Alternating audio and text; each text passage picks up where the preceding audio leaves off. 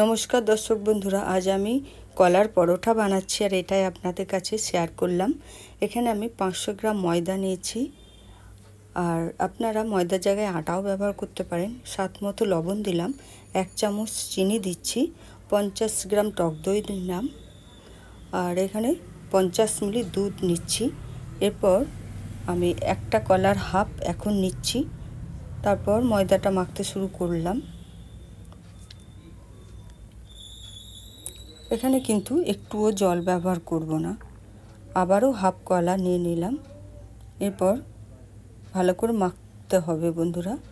আর আমার আবারও একটু দইয়ের দরকার, তাই আমি আবারও 1 চামচ মতো দই নিয়ে নিচ্ছি। যেহেতু এখানে আমি জল ব্যবহার করব না, তাই আর একটু দই নিয়ে খুব ভালো করে ময়দাটাকে আমি মেখে নিচ্ছি।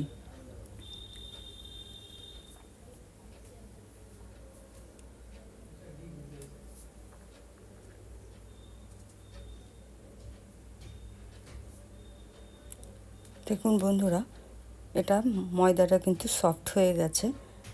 এখন আমি প্রায় 10 মিনিট মতো ঢাকা দিয়ে দেব। 10 মিনিট পরে আমি এখানে 8টা আমার লিচি হয়েছে। লিচিটা একটা নিলাম, আর এখানে ময়দা দিয়ে আমি বেলে নিচ্ছি। আর এটা বাচ্চা বড় সবার পছন্দ হবে, বাচ্চাদের টিফিন বক্সেও দেওয়া যাবে। খেতে কিন্তু খুবই টেস্টি।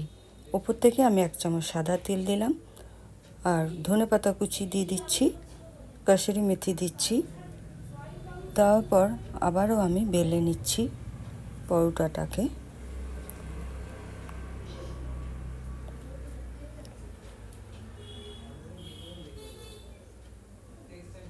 এরপর মাঝ বরাবর একটু কেটে নিচ্ছি, কেটে নিয়ে রোলের মতো করে নিচ্ছি।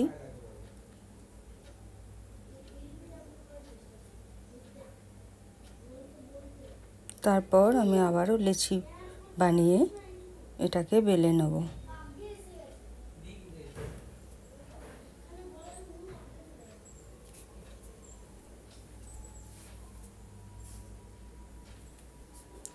দেখুন বন্ধুরা, আমার বেলা হয়ে গেছে। এদিকে ফ্রাই প্যানে আমি একটু সাদা তেল দিয়েছি। দেওয়ার পর পরোটাটা দিয়ে দিলাম, আর উপর থেকে সাদা তেল দিয়ে দিচ্ছি, আর এপিট ওপিট করে সেঁকে নিচ্ছি। রেসিপিটা ভালো লাগলে ইউটিউব থেকে দেখলে সাবস্ক্রাইব, লাইক, শেয়ার, কমেন্ট করবেন। আর ফেসবুক থেকে দেখলে আমার পেজটা ফলো করে লাইক, শেয়ার, কমেন্ট করবেন।